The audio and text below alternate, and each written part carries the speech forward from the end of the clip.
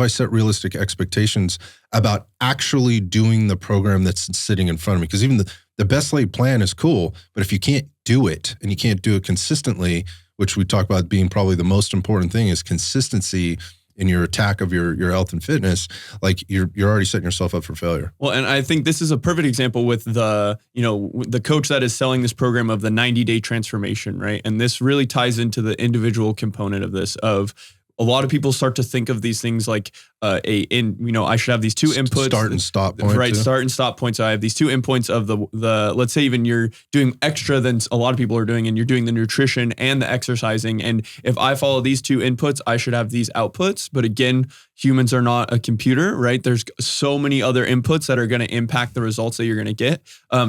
This even made me think about a client I just started working with who his number one goal was he wanted to improve his performance, and he really visualized he wanted to improve his performance by being able to do power cleans. That's like a thing that he identified of, I want to improve my performance. I want to do power cleans. I want to get to this result of improving my performance in this amount of time. And I'm going to pick a program that has power cleans in it. And, when I did an assessment and I was trying to work with him and I just started with this, he wasn't even able to get into a good front rack position to be able to receive right? So first I was saying like, hey, there's some prerequisite mobility and position things we need to be able to do. You need to be able to front squat before you can power clean. If you can't front squat, you can't really power clean if you can't get in that rack position.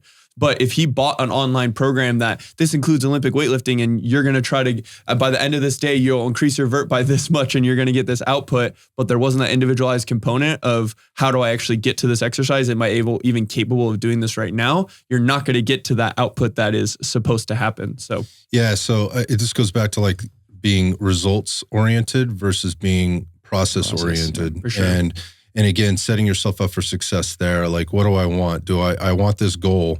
But am I even in a place right now to make the commitment to the program? Is this that could be a commitment issue, right? Like an over commitment issue, I guess is what I'm saying. Like you've overcommitted yourself to doing something that you can't really do. So this might not be the right program for you. So now you need to go out and figure out, or go to somebody else to find out, hey, what kind of program is this? And how does this actually fit to my level of commitment and accessibility to what I can actually do? Again, going back to like, what exercises are we doing here? Like, yeah, doing power cleans sounds cool. Great freaking exercise. One of my favorites in terms of building power.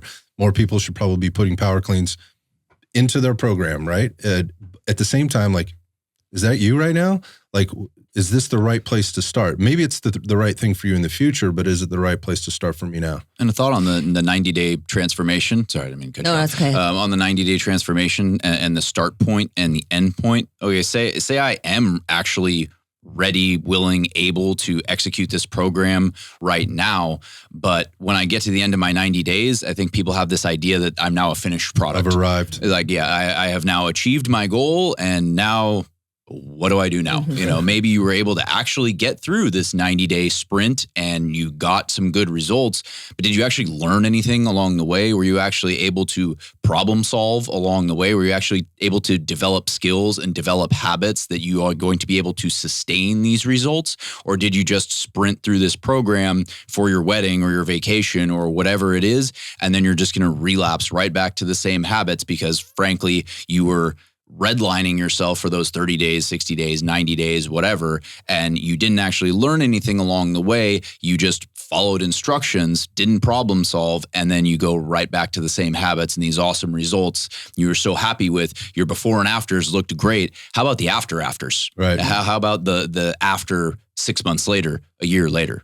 The pitfall with that always comes up, that we always talk about, is like, okay, so at some level that program quote unquote worked for you, and it was likely, exercises set aside, schedules set aside, but you were consistent with it and you hadn't been doing anything for a while and you got a result from it. And for you, it worked. That's great. I'm not taking anything away from you, but then you get to the end of that 90 days, into that 12-week block or however long that program lasted for.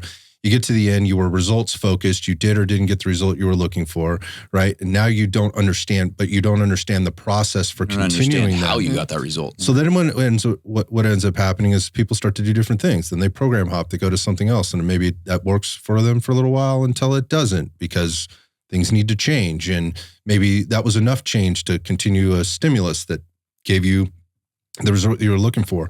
But inevitably, and it happens almost every single time, they'll find themselves in this vacuum of space at some point for a while where they're just kind of floating through, reverting to things that were comfortable for them and that they're good at, and kind of trying to use a little self-knowledge and seeing what their buddy's doing, and they get off track and they're realizing, I'm not in the same level of fitness I was. I have a higher level of body fat. Like, I've kind of fallen off my tracks, if you will, that this train was on for the long time. And what do?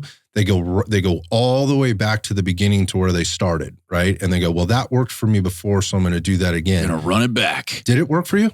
Did it? Because here we are, right? Like, so what about it worked for you? So taking a closer examination of what exactly worked for you. What defines working for you. Right. And people want to put it on the program. No, it was maybe it was less about the program, the fact you were just consistently doing something. Even though it may not have been the best thing for you, you were consistently doing something and you got a result from that. So it's never just about the program. Our results are never solely about the exercises we do or the food that we put in our mouth, right? There's so many other things that go into that. And we're talked about it, like commitment, setting realistic expectations, and understanding how this program can work for you, which leads into the fourth thing, and is that total ignorance or not thinking about flexibility in the programming. And we've kind of already alluded a little bit to that. So yeah, and I think this is where the challenge is for the individual if they don't know how to make that program flexible. So if you're an experienced exerciser, let's talk like a workout program, you might have some awareness of like, okay, this, it's calls for 5, but I'm going to shove these 2 workouts together and I'm going to only do 4 this week because I have these 3 days I'm in a conference and I can't get all my workouts in. But if you don't have that awareness, I think a lot of people, one, they end up skipping the things they don't really want to do or that are hard, or they just are missing things that would really be better times spending. There'd be spending better time doing certain things. So for example, like maybe it'd be better that you got all your back and chest exercises and maybe not all the arm exercises this week if you have that flexibility. Or you had terrible sleep last night. Like, how do you adjust your program to a less intensity or less volume for that day? All these different things that when you're with a coach, a good coach should be able to help you navigate this ever-changing like flow. Like, a program is not 100% bought in all the time unless you are the top 1%, athlete. And even then, there's still some feedback things that need to be adjusted. So how do you learn to adjust these things? That's where you're going to be missing out if you don't have your own awareness with this. Yeah, most people aren't going to be able to adapt and improvise on the fly. And then exactly, I mean, even more so too, if you go back to the nutrition component, like, okay, you are going out to eat these 3 days and it's something that's important to you. How do you not fall off the wagon entirely? How do you create some flexibility around that? None of this fits my meal template. Yeah, so that's how why meal plans don't work. how do I actually choose? Whereas if you're actually